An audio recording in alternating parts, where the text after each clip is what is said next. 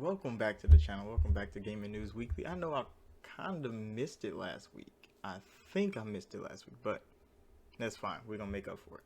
Because this week, we got some banging news. Sony, they back at it again with some bad news. fucking Sony. Alright, so look, Sony fanboys are so happy. Ghost of Tsushima pre-orders are so high.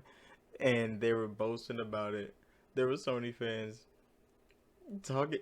Remember when Dark Alliance came out and everybody was like, "This game trash," and it's on Game Pass. So Game Pass trash. Remember that?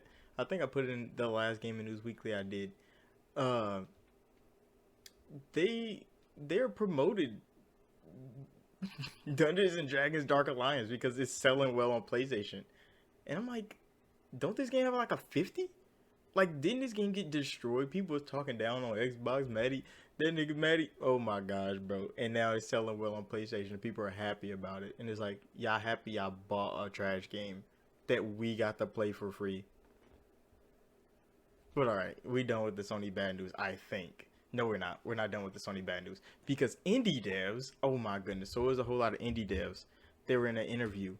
I forget what interview company. I read the article like yesterday, but they were going off, bro. They had to try to censor themselves to say that it was Sony. But then one of the developers is like, "Fuck it, Sony PlayStation is a horrible platform for indie devs," and people were like, "Damn, for real?" Like they have to pay like 25,000 to even get a promotional thing on the PlayStation Store to even get people to know that they developed the game for PlayStation. 25,000? Really? Like they saying like they don't get no recognition, bro. Nothing. Like you make a game for their platform and nobody knows about it, so you don't sell. And then Sony look at you like, well, your game's not selling, so we're not going to give you promotion. Like what? They're really in a bind with Sony, and it goes to show that like people talk about how Sony organically develops studios, but then all the indie devs that come to them that want to make games for their platform, they shit on them. They legit shit on the devs that want to make games for them. But their first party is always so happy. People say like, "Oh, Sony first party, they love working for Sony." But all the indie devs that try to work for Sony get shit on. Damn, that's fucked up. They was like, "Hey, hey, the platform with Game Pass, hey, we getting in good." And yeah, Microsoft does a whole lot. Like Xbox does a lot with the indie dev showcase. I've played hella demos, like dev demos, where they put them bitches on the front page. Go play these demos. There's a showcase for indie games, and they're amazing. Like Sable, I can't wait for that to come out, bro. And fucking Tunic, oh my, I ain't even upload the Tunic. I need to upload Tunic. That shit is different. It's good. It's a little indie game. It's so good. It's so fun. And hearing that Sony just shit on indie devs is crazy, bro. Because I play a lot more indie games than I do like AAA games. Maybe because I'm on Xbox and we didn't have no AAA games last year. I mean, last generation. Who knows? Who knows why? But indie games are legit different. They're unique in so many ways, and people get to be creative. They're not just trying to make a sale. They're trying to legit like put passion into gaming. Indie devs still do that, and Sony is shitting on them, and it's so sad to hear. It's so sad. 25,000 for recognition, bro, just to get promotion. That's outrageous. Sony is outrageous. But in good news from Sony, they bought Housemark, subpar freaking game release, and they got purchased. Returnal launched broken and buggy as hell, but people loved it. They pushed it. It was something different. Even though all Sony first party games are, third person action games, but it was different. It was different. You got to play the game over and over and over again, and your game crashed, and you had to do it all over again anyway. But Sony bought Housemark, and people were excited about that. They like Returnal devs got bought, which is good. It's good. They needed a place to go, and they worked with Sony before. That's part of that organic growth, I think, that people are always championing about. But yeah, they made. I don't know what they made. Like the only game I know from Housemark is Returnal. I know they made like games back in the day for Sony, like PlayStation 2, maybe PlayStation 3. I don't know, But yeah, they made Returnal. I think it could have ran on PlayStation 4. I really think it can run on PlayStation 4. It probably can. They probably gonna talk about that down the road. They're like, hey, Returnal on PlayStation 4, like they did with like they did with Godfall. But who knows? It might just be PlayStation 5. Who, it's cap. And then like it was accidentally somehow Sony people over there just bugging everywhere. Niggas just collapsing on the floor. They legit put up a promotional thing that they bought Bluepoint Games. And I was like, damn. Now that's a good studio. See, cause like Bluepoint haven't made their own games. Not from what I've seen from like all the stuff they did for Sony, but what they do to other people's games has been damn good. Like how like let Bluepoint rework Housemarque's game, and I bet it'd be 10 times better. Cause Bluepoint just know how to improve shit. I don't know how they do it, but they really just like some fans of games, and they go into there and they like, all right, we like this in games, we like this in games, and they add improvements to these games that people already love, and they go back and they're like, all right, it's a fresh take on a game I already liked. And Demon Souls was the greatest addition. Like the way they did Demon Souls, the way it looked, it was crazy. Crazy. They did hella good with that. So Bluepoint, but then there's nothing on Bluepoint's like Twitter or anything to say they got bought by them. So I guess the announcement was accidentally leaked. That's what everybody's saying. Like it's accidentally leaked by Sony's own fucking Japanese Twitter account. So Sony leaked their own acquisition. And Bluepoint can't really confirm or deny it, not yet, because I guess, paperwork and shit in the background. It's kind of how the Bethesda deal with Microsoft went. Like, they can't really say they did, but they gotta wait for it to be official, and then they get to talk about it. So, yeah, Bluepoint can't really say anything, so people don't know if it's true or not. It's definitely true, because these are the two bangers for PlayStation 5 right now. Like, the two bangers for PlayStation 5. They gotta buy these studios, because if somebody else buys them, and there was rumors going around that other people was trying to buy them, Sony have to get them first. They have to. And they probably take a pay cut because they already worked for Sony, but they probably ask for premium when they trying to go somewhere else. So Sony probably got them for the cheap.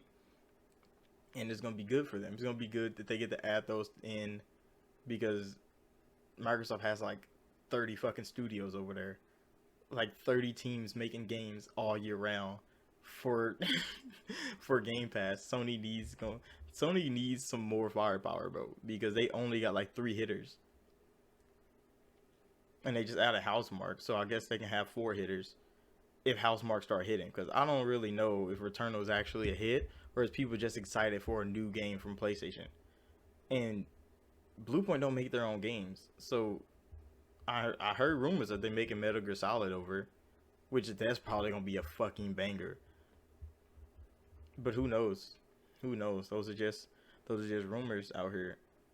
But in other news, Magic the Gathering, the Legends game, they had a demo, a beta, an alpha. It was kind of rough. It was on PC. People played it. It was kind of weird, like the Diablo style Magic the Gathering Planeswalker game. They shut down. They're gone. Like the game is gone. They shelved it. They like, yeah, we're canceling development. They legit instantly dropped it. It hasn't even came out yet. They had their little alpha, beta, whatever they want to call it. Like it wasn't good, and they knew it wasn't good, and they shelved it. And it's like, okay, and that's the same developer that made Dungeons and Dragons Dark Alliance. So I'm kind of thinking that they struggling over there, or they're probably making these two games simultaneously, and they definitely need to work on Dark Alliance, bro, because you're actually selling it. From what PlayStation fans are saying, it's selling on PlayStation. It's on Game Pass for free. We know you made money on that because Microsoft pay everybody to come to Game Pass. That's how they keep Game Pass running so well. So hopefully they use the money that they got to fix Dungeons and Dragons Dark Alliance, so then people can be happy with the game, because right now the scores are looking rough. I'm not one to look at scores. I played it myself. It's not that bad. It's not as bad as people say it is, but it is definitely buggy at times. Like, we completed a couple runs, and legit, we didn't get no levels or no loot. and that killed it. That killed the whole vibe for the squad, bro. So we legit haven't been back in that bitch. I don't know if it got some updates, but it's free in Game Pass. So whenever we want to go back, we can just go back for the free. Don't have to worry about it. And we're not complaining customers. Why? Because we got it for free in Game Pass. We're not gonna go online and shit on whatever studio made Dungeons and Dragons Dark Alliance because we bought the game. We didn't buy it. We got the play for free. So it's alright. We're not the ones shitting on y'all. The Sony fans, oh my gosh, bro. They are destroying the game. Because it's poorly optimized. We know that. But in other news. You see that? You see that right there? I bought a Switch yesterday. And it's kind of fun. I use it. Play some motion games. And it's fun. But then today, legit today, they announced LED Switch. The OLED Switch is coming out. And it's mixed reviews. It's a mixed bag. It's always a mixed bag with Nintendo. Because it's always hemisphere versus hemisphere. That's exactly how it is. Well, not hemispheres. What do you call it? I don't know. But segments of the world. Because in Japan, the Switch is a big ass hit. In America, the Switch is a big ass hit. But the difference is the way people play games. People were crying and hoping and praying for a Switch Pro 4K 60 gaming thing. And it's like, did y'all forget the Switch is a handheld console with a dock? I think people forgot that. Especially American people. I think they forgot that the Switch is not made to be your home console to play high performance games. No. It was made to be a handheld console device like every other Nintendo device before it. It just so happens you can put it on your computer. I mean on your TV. Americans forgot because in Japan, people are going off. They get a bigger screen on a Switch, a little bit more battery life, I think. Color, vibrance, all that. They just playing on the go. It has a better stand. So, you know, you can lean it up on shit better. And then the dock comes with a LAN port. So when you do have it docked, you can have better internet connection for downloads and uploads. And I'm like, these are good improvements. These are good improvements. But then you see the American side of the Nintendo fan base. They're all pissed because they can't run Doom Eternal at 4K 60. Because they can't play big third-party games on the Switch, not running at 1080p 30. And it's like, this is a Nintendo console. They don't make 4K 60 games. They not built for that. They never gonna be built for that. Because how many 4K 60 handheld devices are out there on the market? Under 300. I bet your phone is not 4K 60 under 300. Most of y'all paid $1,000 for your phone to be 1440p 60 or whatever the hell it is. I don't know phone specs. I don't buy expensive shit like phones. I don't care about that. But legit, there's no way a Switch is coming out 4K 60 for $300. And the OLED one is $350. Because it has bigger screen, a better screen, and a docking port for internet if you want to dock. But in Japan, people play handheld devices. Why do you think Nintendo owns Japan? They own all gaming in Japan. Xbox wants a tiny piece. They got their tiny piece. They bid off some people buying Xboxes because Game Pass is on the go. Sony has their piece because Sony is from Japan. But then Japan is kind of leaving Sony because Sony is holding Japan. Because why? They're pleasing America too much. They're working so hard on keeping America on lock, and Microsoft's working simultaneously to give people the best they can everywhere they go. And even handheld people that want to play Xbox on their phone, they can. You can buy a little Switch attachment for your phone and make a Xbox Switch, and the Switch is still doing dominating performance. And people, the American side of people are legit crying that the Switch Pro is not coming out, but they don't know how technology works. That would be an expensive ass piece of hardware that you can undock a thing 4K 60 and plug it back into a dock 4K 60, bro. That sounds fucking impossible. But we gonna let them keep dreaming. But that's gonna be it for this Gaming News Week. Why did people think the Switch Pro could act? That don't make sense, bro. Like, even if they dock it in an upscale, like, it still won't be the same. People asking too much from Nintendo when they know Nintendo is not about that.